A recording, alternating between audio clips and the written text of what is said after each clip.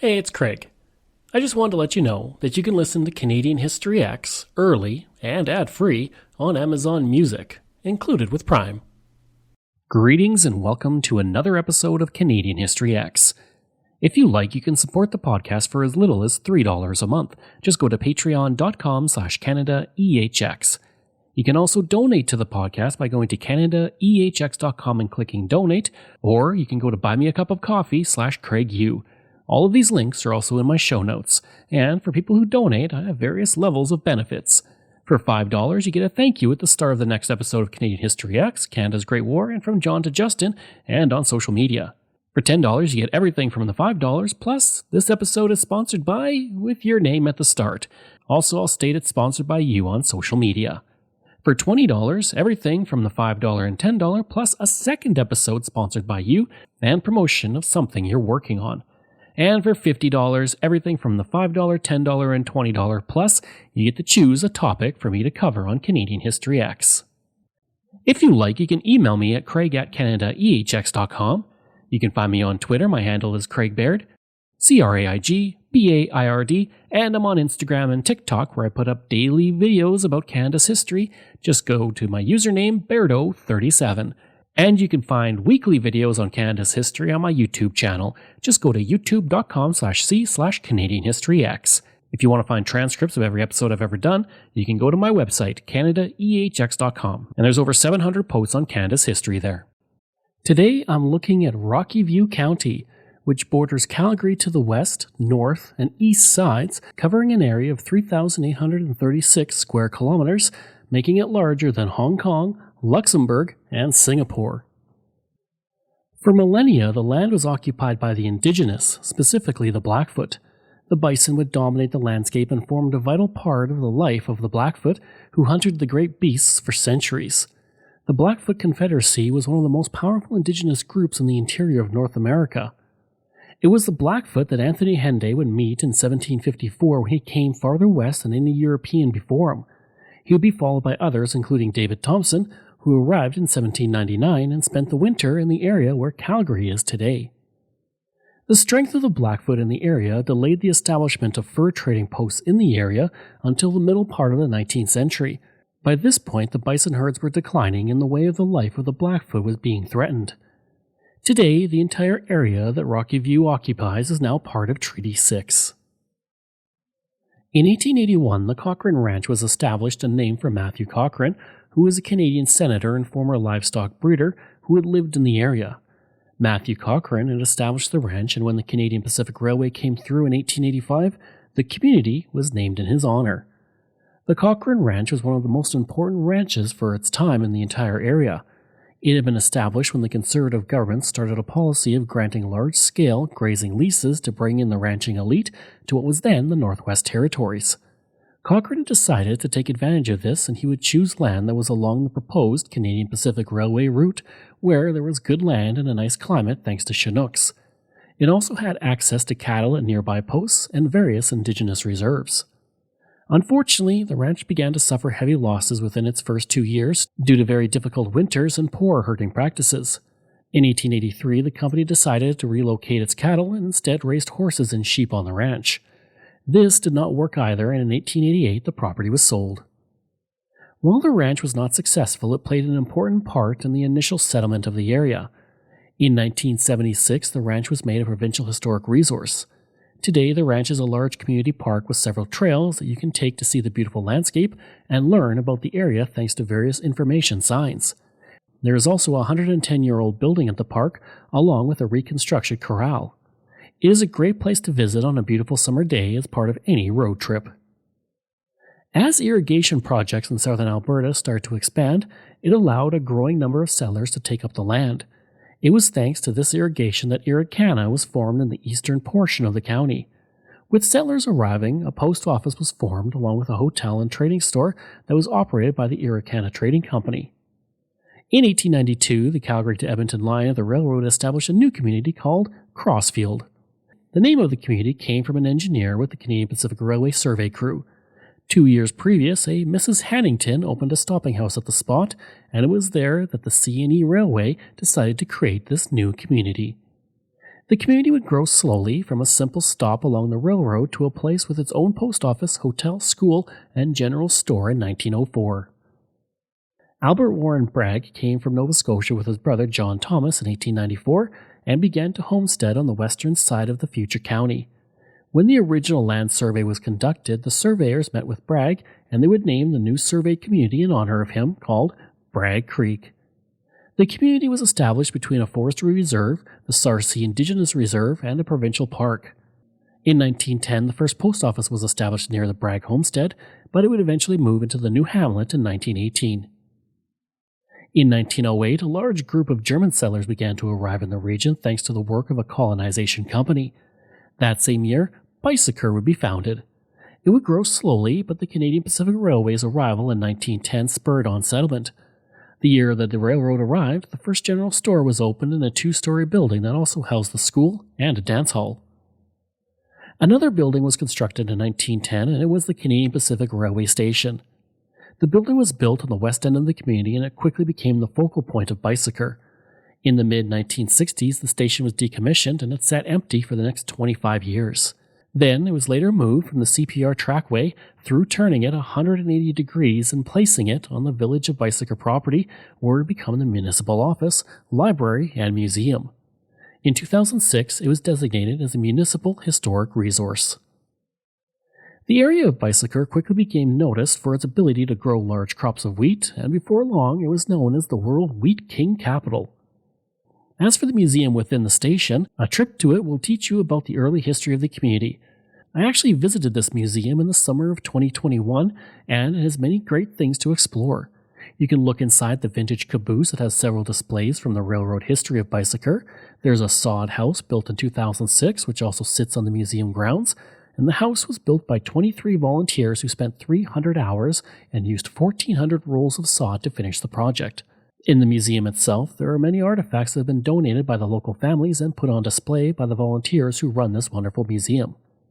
And if you go to Bicycle, you're going to want to see Squirt the Skunk.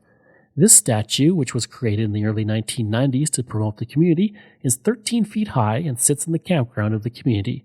I've seen it, and it makes for a great picture opportunity on any road trip through the country. The same year that Bicycle was formed, thanks to the arrival of the Canadian Pacific Railway, Balzac was formed due to the same reason. The train station was named for William Cornelius Van Horn, the president of the CPR, in honor of one of his favorite French authors. In 1912, a post office was opened nearby, but it was under the name of Beddington. It would not be until 1925 that the name of Balzac would be adopted for the community and the post office. The most famous resident of Balzac is without a doubt Balzac Billy, also known as the Prairie Prognosticator. This man-sized groundhog mascot predicts that the area will have 6 more weeks of winter or not on Groundhog Day. The original groundhog was created by Merle Osborne and was then replaced with a mascot created by Jim Kunkel of the radio station CFAC. The year 1924 was a tough one for the community of Crossfield.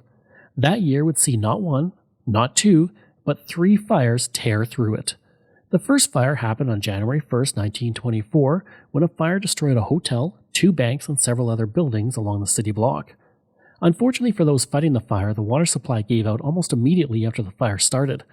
The Calgary Fire Brigade quickly responded to help fight the fire and found that the fire was out of control. Fighting the flames in bitter cold weather, it would take hours to finally put it out. Soon after, citizens began to pressure the municipal leaders to bring in adequate fire protection for the community. And the final tally for damages caused on that fire was $175,000, amounting to $2.7 million today. 1 week later, another fire hit, burning another set of buildings in the commercial area of the community.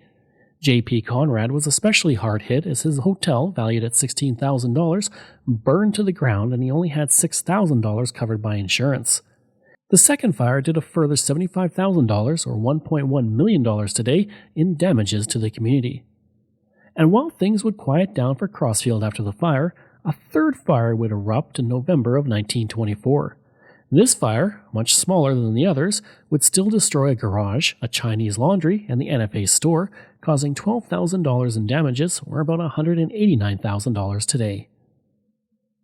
Today, traveling around when you are young and staying in hostels is something thousands of Canadians do in their own country and abroad. One way they do this is through youth hostels, but the hostels is a relatively new idea.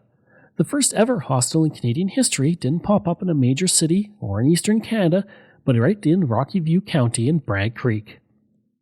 It was in 1933 Catherine Barclay came home from Europe where she had used hostels that were set up for hikers.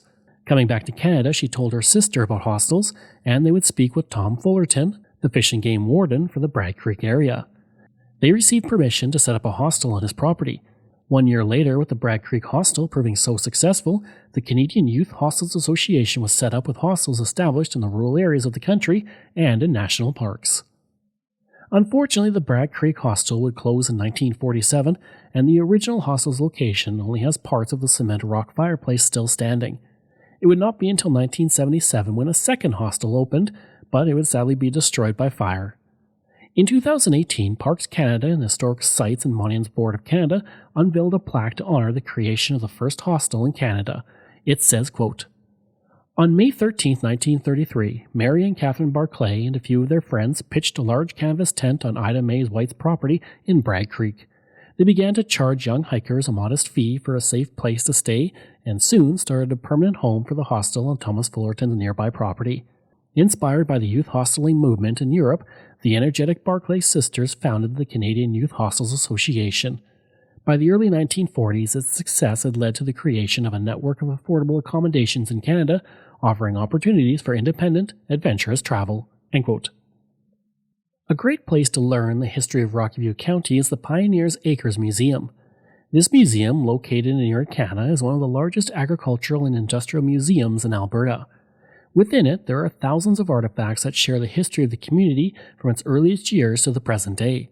There's also a wide assortment of operating farm machinery on display throughout the summer. The museum was established in 1969 when a group of farmers and agricultural producers decided to host an annual event that showcased the agricultural equipment of the early 20th century. This would evolve into the annual Show and Reunion, which takes place during the August long weekend every year.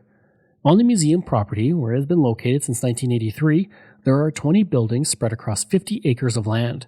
Some of the buildings include a blacksmith shop, a steam building, 2 antique truck buildings, a historic house, and a stationary engine building. Speaking of that historic house, in 1914 a man named George Long came from North Dakota and bought land from the Canadian Pacific Railway in the region of Erie. Built in the style of other homes built across Illinois and Indiana, the house was notable for its time in that it had 5 bedrooms and 1 bathroom, along with running hot and cold water. Running water at the time was not something most homes had. It also had its own source of artificial light through carbide gas, where carbon pellets were dropped into a pressure tank in order to create the gas in the water that went up the pipes to light the lamps. The house stayed within the family until 1992 when it was prepped and moved to Pioneer Acres, where it continues to sit to this very day. Another great museum to explore in the country is Nose Creek Valley Museum. This museum was opened in 1988, and within only 5 years it outgrew its original size, and an extension was built to add more local artifacts that explore the history of the area. The historical objects date back to as early as 1780. In all, the museum houses more than 25,000 items, including the largest collection of Indigenous arrowheads in Western Canada. Through 10 exhibits in the museum, you can explore the history of Rocky View County and see how it has changed over the days from the Indigenous to the late 20th century. Some of the exhibits include a recreated barber shop, the military history of the area, and an antique farm machinery display. If trains are more your thing, then the Iron Horse Park near Airdrie is the perfect place for you. This park houses miniature trains, track, and landscape to represent the Canadian Pacific Railway that passed through the area on its way into the Pacific Coast. You can take a 1.6 kilometer journey on the 1/8 scale diesel or steam locomotives in the park, giving you a feeling of what the train travel was like, at least on a small scale, during the early 20th century.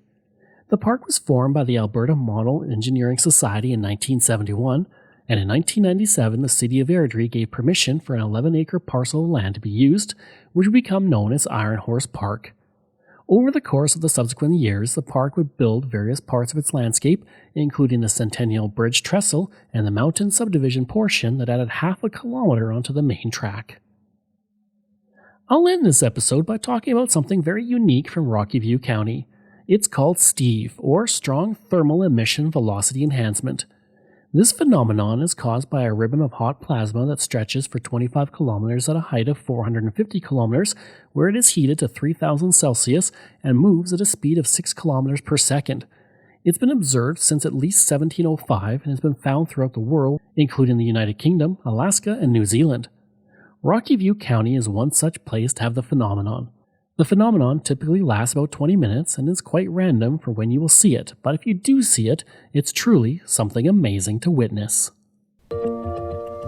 People were out observing the aurora, and they started noticing something that was overhead as well when they were seeing the aurora far to the northern regions. It was unlike most aurora. Talked to the scientists, we didn't know what it was, and together they said, we'll keep taking observations and we'll call it Steve in the meantime. Steve is mostly a very narrow purple arc, and sometimes it has these little green features that go along with it as well that are kind of like waving fingers or a picket fence.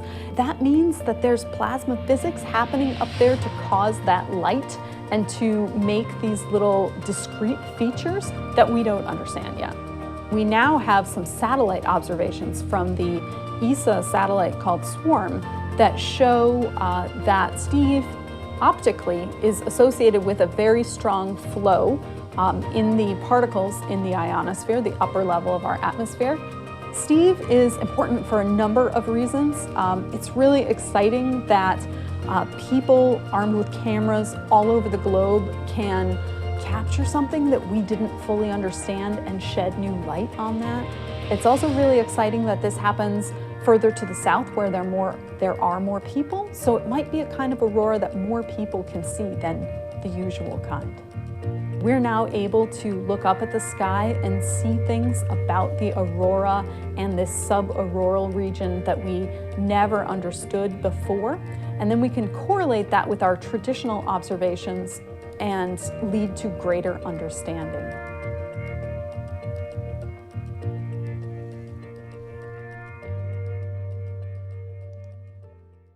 I hope you enjoyed that episode of my look at Rocky View County. If you did, please leave a rating and review.